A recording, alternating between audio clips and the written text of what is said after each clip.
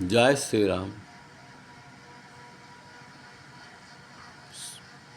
శ్రీ ఏదవ్యాస భగవానుడు ప్రసాదించిన భాగవతంలో యశోదమ్మ అలరి చేస్తున్న కృష్ణుడిని ఒక తాటితో కృష్ణుని యొక్క నడుము, రెండవ తాటితో మరి ఒక కొసతో రోలు కట్టగా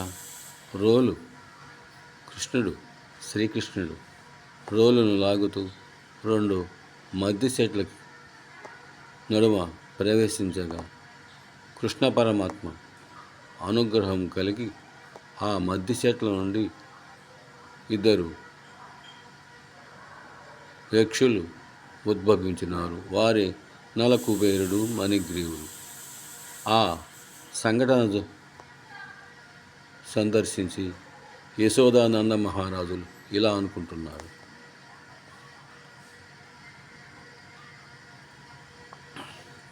పిడుగు వడదు, పెనుగాలి విసరదు,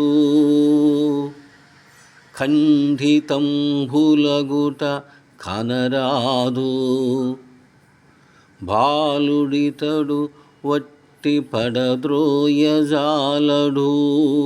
తరువులేల కూలే ధరణి మీద, తరువులేల కూలే ధరణి మీద.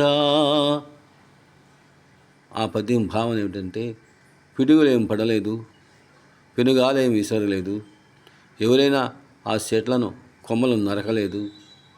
చిన్ని కృష్ణుడు బాలుడు కావున అతను పడదోయజాలడు. భూమి మీద ఆ మద్ది చెట్లు, బలమైన మద్ది చెట్లు ఎలా కూలాయని యశోదమ్మ నందమహారాజు అనుకుంటున్నారు. ఆ యొక్క కృష్ణుడి యొక్క లీలను మనము స్మరణ చేసుకున్న మనకు శ్రీకృష్ణ పరమాత్మ అనుగ్రహం సంపూర్ణంగా కలుగు. భాగవతం అంటేనే సర్వ మానవులకు సర్వ శుభాలను వసంగే శ్రీకృష్ణుడి యొక్క వృత్తాంతం. జై శ్రీరామ్, జై భారత్.